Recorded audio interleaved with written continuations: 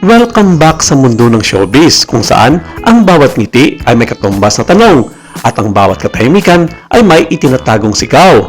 Sa isang iglap, muling yumanig ang social media matapos ang isang makahulugang patutsada mula kay Ellen Adarna. Isang pahayag na hindi man nagbanggit ng pangalan ngunit malinaw na kung sino ang tinatamaan.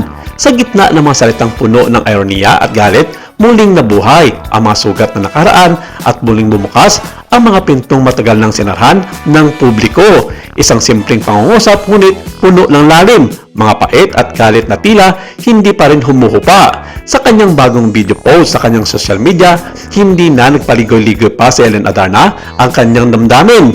Ayon sa kanya, may isang good person umano na napakabait sa harap ng kamera, maayos magsalita, kalmado at parang perpektong huwaran ng isang at peace na lalaki. Ngunit kapag patay ng ilaw at wala ng kamera, iba na raw ang ugali. Iba ang tono, iba ang kilos, iba ang katauhan. Dagdag pa ni Ellen, tila ay ang pagkasiyahan pa raw ng kanilang group chat sa nasabing imahe.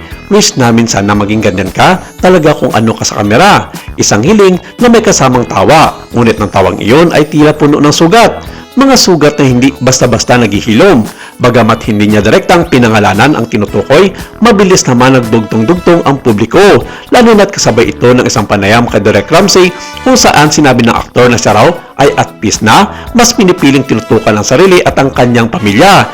Isang imahe ng katahimikan, ngunit ayon kay Ellen Adarna, isa raw itong imahe na hindi tugma sa kanyang karanasan. Hindi ito ang unang beses na naging sitro na usap-usapan ang dating mag-asawa. Matatanda ang noong November na nakaraang taon, isinawalat ni Ellen Adarna ang pagkakaroon umano ng isang group chat na binubuo ng ilan sa mga dating karelasyon ni Direk. Isang revelasyon na agad na nagdulot ng ingay at pagkabigla sa publiko. Sa group chat na iyon, ayon kay Ellen, na pag-usapan nila ang kanilang magkakaparehong karanasan, mga kwento ng panluloko, emosyonal na manipulasyon at ang umano'y gaslighting. Hindi raw ito basta chismis, may mga detalye, may mga alaala at ayon sa kanya, may mga resibo.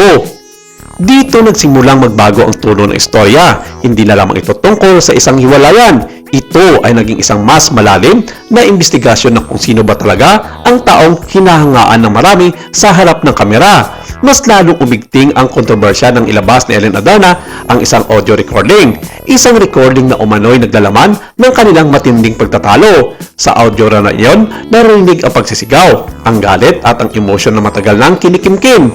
Para sa ilan, ito ay isang matapang nakbang. Para sa iba naman, isa itong masakit na paalala na ang mga relasyon kahit sa pagitan ng mga sikat ay maaaring maging mapanakit at magulo. Kasama rin sa mga akusasyon ni Ellen ang umano'y pagkakaroon ng third party na naging sanhi ng tuluyang pagkakasira ng kanilang pagsasama. Bagamat may mga tumututol at may mga nanahimik, hindi na may tatanggi ng imahe ng perfect gentleman ay nagkaroon ng bitak sa mata ng publiko. Sa kabila ng mga patutsada at paratang, nanatiling tahimik si Direk Ramsey.